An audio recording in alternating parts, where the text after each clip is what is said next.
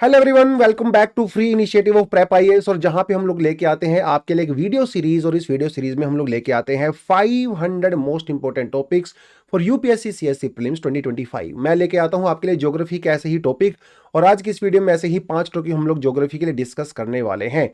इससे पहले दूसरी वीडियोस भी आ चुकी हैं चैनल पे, अगर आपने नहीं देखी हैं तो प्लीज जाके आप उनको जरूर देखें, क्योंकि ये 500 जो टॉपिक है, 500 टॉपिक्स हैं, बहुत ही ज्यादा वेल रिसर्च्ड हैं और इस प्रीलिम्स में लिए आपके लिए काफी ज्यादा क्रूशियल ये साबित हो सकते हैं।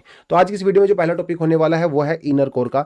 देखिए, हमें जब अर्थ के स्ट्रक्चर के बारे में पढ़ते हैं, इंटीरियर ऑफ अर्थ के बारे में पढ़ते हैं, तो हमें अलग अलग लेयर्स पढ़ने को मिलती हैं। हमारे पास अगर केमिकल कंपोजिशन के पर्सपेक्टिव से देखा जाए तो हमारे पास 3 तरह की लेयर होती हैं। सबसे ऊपर होती है हमारी क्रस्ट, फिर होती है मेंटल, और नीचे होती है हमारी कोर। अगर फिजिकल प्रॉपर्टीज के हिसाब से जाए तो हमारे पास उसमें भी अलग अलग लेयर्स होती हैं। जैसे हमारे पास लिथोस्फीयर होता है, एस्थेनोस्फीयर होता है, फिर हमारे पास एक मेंटल का ही पार्ट होता है जो कि आप इनर मेंटल कह सकते हो, फिर हमारे पास एक आउटर कोर होती है और इनर कोर होती है। अभी तक हमें यही पता था कि हमारी जो इनर कोर होती है वो सॉलिड नेचर की होती है, और जो आउटर कोर होती है वो हमारी लिक्विड नेचर की होती है। इसके पीछे पीछे अलग अलग थ्योरीज होती हैं कैसा क्यों होता है, लेकिन कुछ थ्योरीज मैं थोड़ा सा आपको बताना चाहूंगा। हमारी जो इनर कोर होती है वो सॉलिड इसीलिए होती है क्योंकि एक तो यहाँ पे प्रेशर बहुत ज्यादा हाई होता है। जब प्रेशर बहुत हाई होता है तो यहाँ पे जो रॉक्स होती हैं या जो एलिमेंट्स यहाँ पे होते हैं, हमारे पास जैसे आयरन होता है, निकल होता है, उनका मेल्टिंग पॉइंट बहुत ज्यादा बढ़ जाता है, जिसकी वजह से यहाँ पे सॉलिड होती हैं। उसके अलावा इनर कोर के अंदर जो निकल होता है, आयरन होता है, वो लगभग 100% प्योर फॉर्म में होते हैं। वहीं आउटर कोर के अंदर जो लिक्विड और आयरन होता है वो 95% वो प्योर फॉर्म में होते हैं, जबकि 5% वहां पे इंप्योरिटीज होती हैं, जिसकी वजह से वो थोड़ा लिक्विड नेचर में भी नजर आता है। अब तक हमें इस बात का पता था, लेकिन अभी एक रिसर्च नई सामने आई है जिसमें यह पता चला है कि शायद हमारी जो इनर कोर है वो थोड़ी सी चेंज हो रही है। हमारी जो एग्जिस्टिंग जो अंडरस्टैंडिंग थी वो थोड़ी सी चेंज हो रही है। तो एक रिसर्च सामने आई है। उस रिसर्च में क्या किया इन्होंने, 1991 से लेकर 2024 के बीच का अलग अलग जगह पे इन्होंने सीज्मिक एक्टिविटी, यानी कि हमारी जो पी वेव्स हैं, एस वेव्स हैं, उनको स्टडी करने की कोशिश की। हालांकि स्टडी अलग अलग जगह पे हुई है, लेकिन जो सबसे ज्यादा ऑब्जर्वेशन की गई है वो की गई है साउथ सैंडविच आइलैंड। आपको मैं लोकेशन दिखा देता हूं, ये देखिए यहां पे है साउथ सैंडविच आइलैंड, जो कि अंटार्कटिका के पास में ही पड़ता है। तो यहां से इन्होंने सैंपल लिए इस 1991 और 2024 के बीच में, और उन सैंपल के बेसिस पे इन्होंने ये पाया कि हमारी जो इनर कोर है ना, उसकी जो रोटेशन है वो धीरे धीरे स्लो डाउन हो रही है। ऐसा नजर आ रहा है कि वो धीरे धीरे स्लो डाउन हो रही है। हालांकि इमीडिएटली इसका कोई इंपैक्ट हमारे ऊपर नजर नहीं आएगा, लेकिन ऐसा देखा जा सकता है कि लॉन्ग टर्म में हो सकता है ये हमारी अर्थ के ऊपर जो हमारा डे एंड हमारी जो नाइट है उसकी लेंथ को भी चेंज कर सकता है। तो अभी तक अंडरस्टैंडिंग यही थी कि हमारा जो इनर कोर है वो सॉलिड स्फीयर है, सॉलिड नेचर का है, आयरन और निकल से बना हुआ है। लेकिन शायद अब नई रिसर्च से ये पता चला है कि इनर कोर और आउटर कोर के बीच की जो बाउंड्री है, मतलब जो इनर कोर का पार्ट है जो कि जस्ट आउटर कोर के पास में पड़ती है, शायद ये उतना ज्यादा सॉलिड नहीं है जितना हम इसको सोचते थे। इसके अंदर कुछ चेंजेस आपको नजर आ रहे हैं। मतलब जो नियर सरफेस जो इनर कोर है, जो आउटर कोर के बीच की बाउंड्री होती है, ये धीरे धीरे डिसफॉर्म हो रही है। इसकी जो सॉलिड करैक्टर वो थोड़ा सा चेंज हो रहा है। और ऐसा क्यों हो रहा है? क्योंकि ये लगातार आउटर कोर के इंटरेक्शन करती है।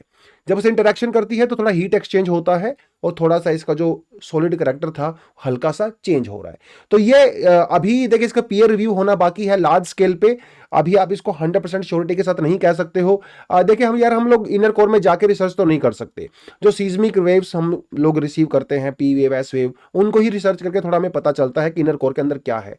लेकिन हाँ, अभी काफी ऐसे मतलब सॉलिड एविडेंस हैं जो ये बताते हैं कि शायद इनर कोर का नेचर थोड़ा चेंज हो रहा है, और over a period of time ये थोड़ा सा डे एंड नाइट को भी चेंज कर सकता है। तो इस पर्सपेक्टिव में थोड़ा सा आपने इसको याद रखना है। ये जो साउथ सैंडविच आइलैंड है, इसकी लोकेशन आप याद रखेंगे। ये हमारे साउथ अटलांटिक ओशन है, इसका सदर्न पार्ट में पड़ता है, नॉर्थ ऑफ अटलांटिक पड़ता है। थोड़ा सा इसको आप याद रखें। चलिए let's move to the next topic. Next topic बहुत इंपॉर्टेंट है, एग्जाम में मान के चलिए यहां से पोटेंशियल क्वेश्चन बनेगा। तारंकी मोंगा माउंटेन, वैसे भी न्यूजीलैंड की एक ट्राइब है जिसको हम लोग बोलते हैं माओरी। माओरी ट्राइब आजकल वैसे भी न्यूज में है, क्योंकि माओरी राइट्स को लेकर काफी ज्यादा प्रोटेस्ट हो रहे थे न्यूजीलैंड के अंदर। तो वहीं से एक न्यूज आती है तारंकी मोंगा माउंटेन के बारे में। देखिए आर्टिकल क्या कहता है, a New Zealand mountain has been granted personhood here's what why that matters. Personhood का मतलब यह होता है कि भाई अभी इस माउंटेन को पर्सनल अधिकार यानी कि फंडामेंटल राइट्स दे दिए गए हैं। जैसे हमारे फंडामेंटल राइट्स होते हैं ऐसे इनको भी दे दिए गए हैं। और ये बड़ी मतलब बहुत ज्यादा यूनिक है अगर आप वर्ल्ड सिनेरियो में देखें, अब तक ऐसे बहुत ही कम केसेस देखने को मिले हैं जहां पे किसी एक नेचुरल किसी बॉडी को इस तरह के अधिकार यहां पे दिए गए हैं। इंडिया में कोशिश हुई थी, मैं आपको एग्जांपल दूंगा, और लेकिन न्यूजीलैंड के अंदर ऐसा पहला केस नहीं है। बेसिकली न्यूजीलैंड के अंदर ऐसा पहले भी हो चुका है। वहां पे एक माउंटेन है बेसिकली जिसका नाम है तारांगी मोंगा, न्यूजीलैंड की सेकंड हाईएस्ट माउंटेन है, जिसको लीगल पर्सनहुड का स्टेटस दे दिया गया है। इसका मतलब ये है कि इसको अभी कुछ अधिकार मिल जाएंगे, जैसे आप इसको डैमेज नहीं कर सकते। बेसिकली आप यहाँ पे जो है हार्मफुल माइनिंग नहीं कर सकते, आप यहाँ पे पॉल्यूशन नहीं कर सकते, क्योंकि उससे डैमेज हो सकती है। तो इसको लीगल अधिकार यहाँ पे दे दिए गए हैं। थर्ड नेचुरल फीचर, उससे पहले भी न्यूजीलैंड में 2 बार ऐसा हो चुका है। ते उरेवरा पार्क 2014 में दिया गया था एंड उवांगे रिवर 2017 में लीगल स्टेटस दिया गया था। तो न्यूजीलैंड के अंदर ये थर्ड ऐसा फीचर है जिसको लीगल स्टेटस यहां पे दिया गया है। हालांकि इसका जो पहले ऑफिशियल नेम हुआ करता था वो हुआ करता था माउंट एगमोंट, जो कि एक कॉलोनियल नाम इसको दिया गया था। लेकिन जो माओरी लोग यानी कि जो इंडिजिनस लोग हैं जो न्यूजीलैंड के अंदर रहते हैं, वो इसको जो है माउंट एगमोंट नहीं कहते हैं, वो इसको तरांकी मोंगा कहते हैं। तो आज के बाद ये जो नाम है माउंट एगमोंट का नाम चेंज करके तरांकी मोंगा रखा जाएगा, जो कि वहां पे जो इंडिजिनस माओरी लोग हैं, ट्राइबल्स भी आप कह सकते एक तरह से, उनके द्वारा ये किया गया है। ये एक स्ट्रेटो वल्केनो पड़ता है। स्ट्रेटो वल्केनो जिसे कंपोजिट वल्केनो कहते हैं। लास्ट टू लास्ट वीडियो में मैंने इसके बारे में आपको बताया था कि स्ट्रेटो वल्केनो क्या होता है। स्ट्रेटो वल्केनो एक ऐसा वल्केनो होता है जो कि लेयर्ड स्ट्रक्चर में पाया जाता है। अलग अलग लेयर्स होती हैं। जितनी बार भी वोल्केनिक इरप्शन होता है, एक नई लेयर क्रिएट हो जाती है। तो यहाँ पे पायरोक्लास्टिक मटेरियल, टेफ्रा और वो ऐश वगैरह सब ऐसे लेयर में चली जाती है। इसे कंपोजिट वल्केनो भी कहते हैं। और न्यूजीलैंड क्योंकि रिंग ऑफ फायर वाली लाइन में आता है, तो यहाँ पे आपको काफी ज्यादा स्ट्रेटो वल्केनो देखने को मिलते हैं, क्योंकि यहाँ पे सबडक्टिंग प्लेट बाउंड्रीज भी आपको देखने को मिलती हैं। किस वजह से बना है ये बना है result of the Pacific plate subducting beneath the Australian plate. Australian plate आप इसको इंडो ऑस्ट्रेलियन प्लेट भी कह सकते हो। कुछ लोग इसको ऑस्ट्रेलियन प्लेट को सेपरेट बोलते हैं, लेकिन हमारी एनसीईआरटी कहती है कि भैया इंडो ऑस्ट्रेलियन प्लेट वो एक ही प्लेट है। तो उस कॉन्टेक्स्ट में आपने इसको याद रखना है। इंडिया की अगर बात करें, क्या इंडिया में किसी नेचुरल एंटिटी को लीगल स्टेटस दिया गया है? कोशिश की गई थी। 2017 एंड 18 के अंदर उत्तराखंड हाई कोर्ट ने क्या किया था, इन्होंने गंगा और यमुना, गंगोत्री एंड यमुनोत्री ग्लेशियर, इनको मतलब पर्सनहुड दे दिया गया था, अधिकार दे दिए गए थे। इक्वल राइट्स टू एनिमल्स, ठीक है, वैसे अधिकार दे दिए गए थे। लेकिन मामला चला गया सुप्रीम कोर्ट में, और सुप्रीम कोर्ट ने जो है इसको ऊपर स्टे लगा दिया। वहीं 2020 के अंदर पंजाब हरियाणा हाई कोर्ट ने सुखना लेक, जो कि चंडीगढ़ में पड़ती है, उसको भी एक लिविंग एंटिटी का जो है स्टेटस दे दिया गया था। इसको कहा जाता है डॉक्ट्रिन ऑफ पर्सन्स पर्सिया, empowers the state to act as a guardian for those unable to protect themselves including natural entities like rivers, forest and the wildlife. यानी कि उत्तराखंड की सरकार को एक गार्जियन बना दिया गया था गंगा और यमुना के लिए, गंगोत्री के लिए और ग्लेशियर के, यमुनोत्री ग्लेशियर के लिए, कि उनकी अब वो उसके गार्जियन है। Gangotri glacier, Yamunotri glacier, Ganga river, Yamuna river को प्रोटेक्ट करने का अधिकार अभी उनके पास चला गया। अगर कोई गंगा यमुना रिवर को डैमेज करता है तो उसको कोर्ट में लेके जा सकते हैं, क्योंकि उनके अधिकारों का यहाँ पे हनन हो रहा है। तो बेसिकली इस तरह से था ये। हालांकि सुप्रीम कोर्ट ने इसको अभी स्टे लगा दिया गया है, क्योंकि इंडिया जैसी डेवलपिंग कंट्री में नेचुरल एंटिटीज को प्रोटेक्ट करना इस लेवल पे जाके शायद अभी स्टेट के पास उतनी कैपेसिटी नहीं है, उस वजह से कर दिया गया था। बट हाँ, इंटरेस्टिंग है, थोड़ा आप इसको याद रखेंगे। चलिए बढ़ते हैं नेक्स्ट टॉपिक में दोस्तों। कुक आइलैंड है, छोटी सी न्यूज है, लेकिन पूछ सकता है आपसे कुक आइलैंड कहां पे पड़ता है। देखिए, US steps up its game as the China circles Pacific. देखिए, पैसिफिक ओशन के अंदर बहुत सारी फ्रेंच आइलैंड हैं, बहुत सारे अमेरिकन आइलैंड्स हैं, कुछ कुछ ब्रिटिश आइलैंड भी हैं, जिनके ऊपर अमेरिका का कुछ नेवल बेस वगैरह उन्होंने बना रखा है। तो उसकी वजह से हो ये रहा है कि चाइना को पैसिफिक ओशन की बहुत अच्छे से एक्सेस नहीं मिल रही है। चाइना काफी समय से कोशिश कर रहा था कि पैसिफिक ओशन के अंदर किसी तरह से अपनी प्रेजेंस को बढ़ाए। तो अब चाइना क्या कर रहा है, चाइना कुछ आइलैंड के साथ कुछ सीक्रेट डील्स कर रहा है। जैसे यहाँ पे उन्होंने जैसे सैलमन आइलैंड के साथ कुछ उन्होंने सीक्रेट डील किया था कुछ समय पहले, उसी तरह की कुछ डील उन्होंने और दूसरे आइलैंड के साथ भी की है, जिनमें से एक आइलैंड आपके पास आता है जिसे कुक आइलैंड कहते हैं। कुक आइलैंड, यहाँ पे इसकी लोकेशन ये देखिए जरा, कुक आइलैंड है, इसकी तरफ पड़ता है फ्रेंच पोलिनेशिया। यहाँ पे समोहा है, फिजू है, ये वनतुआ है, तुआलू है, और ये है सोलोमन आइलैंड, और यहाँ पे पड़ता है न्यूजीलैंड। तो ये देखिए जरा, न्यूजीलैंड के नॉर्थ ईस्ट वाले हिस्से में पड़ता है कुक आइलैंड।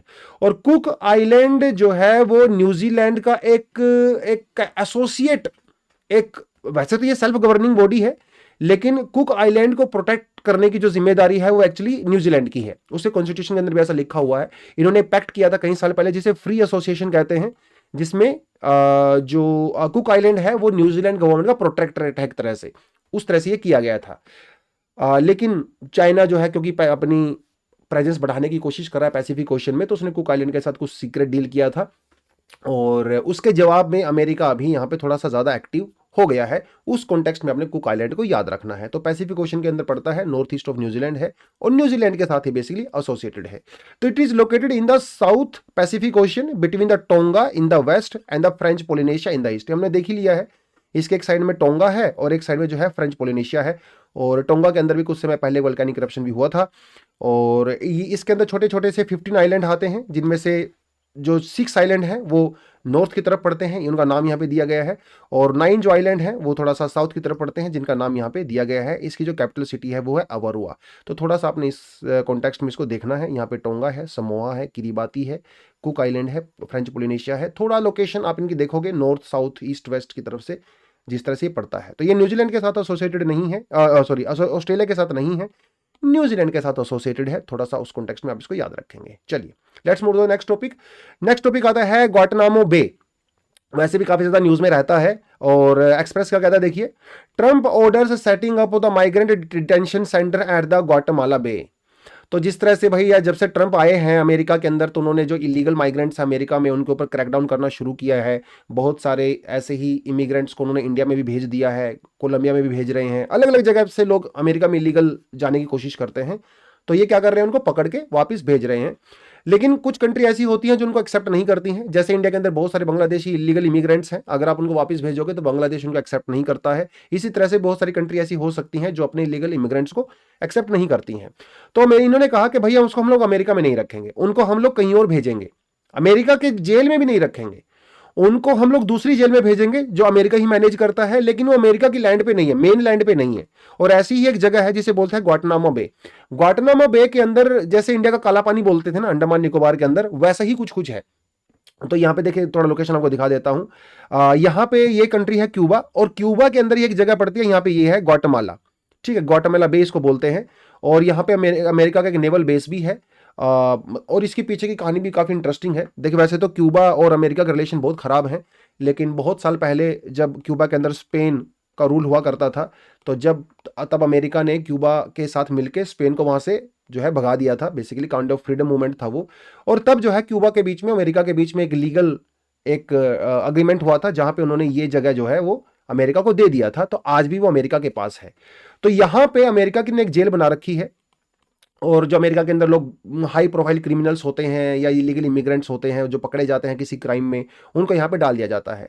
खासकर 9/11 के अटैक के बाद बहुत सारे लोगों को डिटेंशन यहाँ पे किया गया था। और ऐसा माना जाता है कि यहाँ पे जो जेल है, ग्वाटेनामो जेल जिसको बोलते हैं, वहाँ पे बहुत ज़्यादा ह्यूमन राइट वायलेशन भी होता है, बहुत ज़्यादा। बाद में इसकी रिपोर्टिंग हुई थी।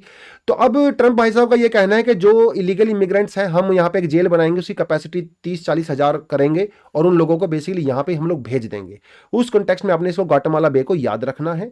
और थोड़ी लोकेशन आप इसकी जानेंगे तो ये क्यूबा की लैंड के ऊपर पड़ता है, हालांकि अमेरिका इसको ऑन करता है। इसके यहाँ पे एक साइड में हेती है, हेती। ठीक है, थोड़ा आप इसको इस कॉन्टेक्स्ट में याद रखें। ग्वाटेमाला बे के बारे में पूछ सकता है आपसे सवाल। तो it forms an inlet to the Caribbean Sea. ठीक है, देखिए हमारे यहाँ पे कैरेबियन सी है and indenting the south eastern Cuba. Guantanamo Bay port, यहाँ पे 2 पोर्ट पड़ती हैं, केमनेरा एंड द बोकेरा। ये तो आप याद ना भी रखें तो भी चलेगा, कोई ऐसी बात नहीं है। क्यूबा और हेटी को जो है यहाँ पे ये आपस में सेपरेट करता है। और शॉर्ट फॉर्म में इसको जो है गिटमो भी कहा जाता है। तो यहाँ पे भी देख सकते हो, ये आपका कैरेबियन सी है, यहाँ पे अटलांटिक ओशन है, यहाँ पे हेती पड़ता है ये वाला हिस्सा, और ये है ग्वाटेमाला बे यहाँ पे। और यहाँ पे ग्वाटेमाला जो पोर्ट है या जेल है वो यहाँ पे बनी हुई है, यहाँ पे क्यूबा है। तो उस कॉन्टेक्स्ट में थोड़ा सा आप इसको याद रखेंगे, प्रीलिम्स में आपको इतना आपसे वो पूछ सकता है। चलिए let's move to the next topic, Mount Ibu. देखिए जब भी कोई वोल्केनिक इरप्शन होता है तो एग्जाम के लिए इंपॉर्टेंट हो जाता है। और इंडोनेशिया के अंदर ऐसा ही एक वोल्केनिक पीक है जिसका नाम है माउंट ईबू, वो इरप्ट हुआ है। तो उसके लिए आपने थोड़ा इसको याद रखना है। लोकेशन आपको मैं दिखा देता हूँ, पहले थोड़ा जान लेते क्या है ये। चलो लोकेशन बता देता हूँ आपको, देखिए तो यहाँ पे पड़ता है भैया माउंट ईबू। ठीक है, और ये देखिए जरा, ये है हमारा ring of fire, Pacific ring of fire जिसको बोलते हैं।